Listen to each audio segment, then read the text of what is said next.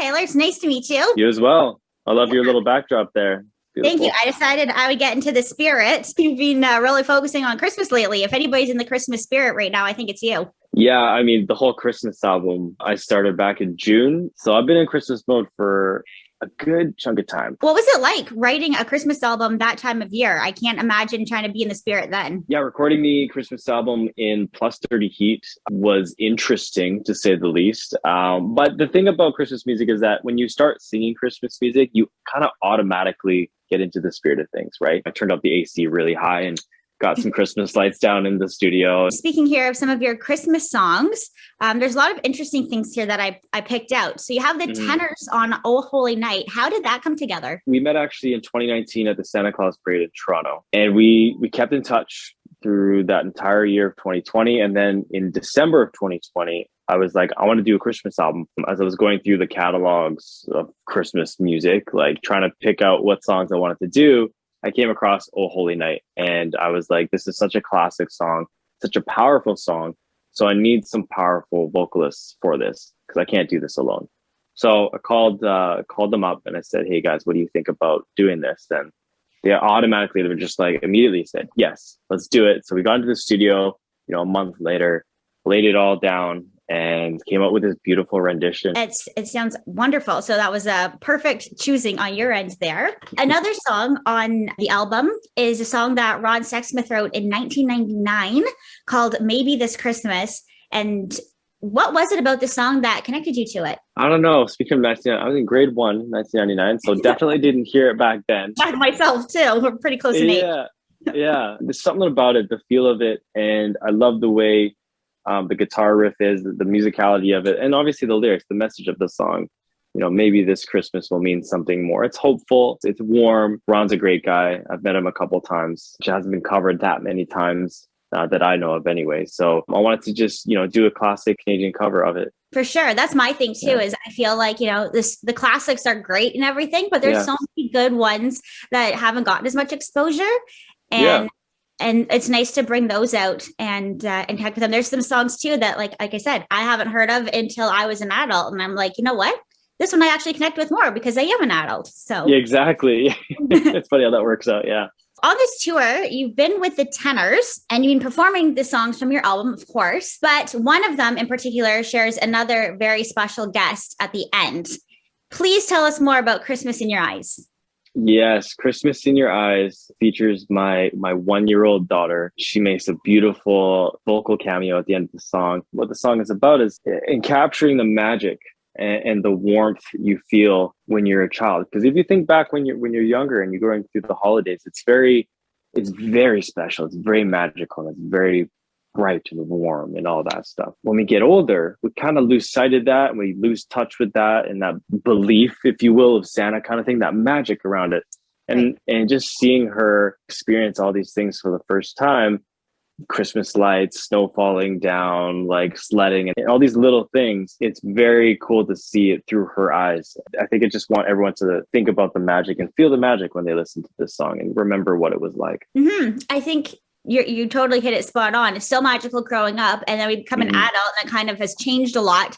But then you have your own. It's got to be I don't yet, but it's got to be a whole new aspect, making it fun and magical again. Absolutely, yes. So speaking of Everly, it was also her birthday yesterday. I saw that adorable picture you posted. How did you celebrate? We had some family time. Honestly, we didn't do too much. We went sledding. We had some cake. And just spent the day together. The night prior to her birthday, we kind of threw some balloons into her room. So when she woke up, she was like, what is all this? Like, she can't talk, but she was like, what is this? That's awesome. So you put out a new album, your third studio album, and then you kicked off this tour with the Tenors on November 23rd, across Canada. So you've been pretty busy. It's been a busy past 6 months, I'd say, very, very boom, boom, boom. Everything's kind of together. We were supposed to do 2 sold out Toronto shows at Massey Hall. Obviously, we had to postpone those, which is disappointing. However, it's all good. We'll get there one day. No worries. Yeah. With, that big tour and the media that goes along with all of these albums that you're doing right now, have you done any preparations at home for Christmas? Or are you going to scramble here? We did put up a tree, and that's the very bare minimum that we've done. We're actually going to be away for the holidays. Everything's already kind of set up for us where we're going. Nice. And are there any special family traditions that you enjoy and that you're excited for Everly to grow up with? You know, we're kind of starting our own tradition. I feel like sledding is going to be a big one for her and I, at least. Since we did it this year, I feel like we have to do it every single year. Building a snowman too, we did that, which is really, really fun to see her just like stare at, who is this? What is this kind of thing?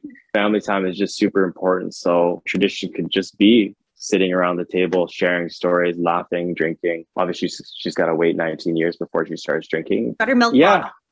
Yeah, exactly.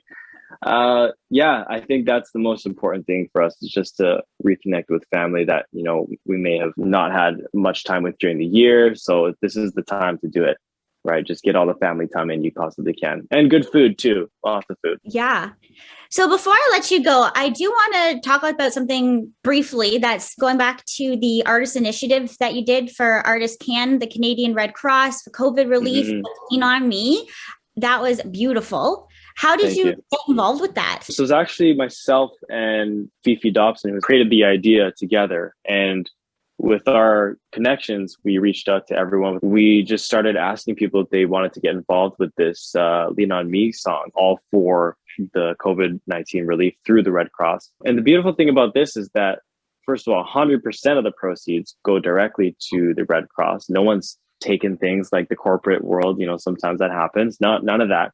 Yep. Second of all, this is a reoccurring thing. So as new variants come in and things go through the same cycle, this song is continuously making funds and making support, because every time you listen to it, every time it's played on the radio, every time it's streamed, it goes directly into the COVID-19 relief program at the Red Cross. I think that happened in just under 3 weeks, which if you're not in the music industry, that is a very, very short period of time. But it happened and we did it, and it's out there and we're extremely proud of it. Yeah, I know for myself, since I've re-put it on air multiple times, just because I love it, and putting it in like during my country show, just because I think it really warranted it, and it's something everybody can enjoy. And I don't know, it just really stuck with me, and it was a great song. And as much as the past 2 years haven't been that great here, that's something positive and something that you can always look back on and have that you've done to help out with that and the efforts and bringing people together. Absolutely. I had to touch on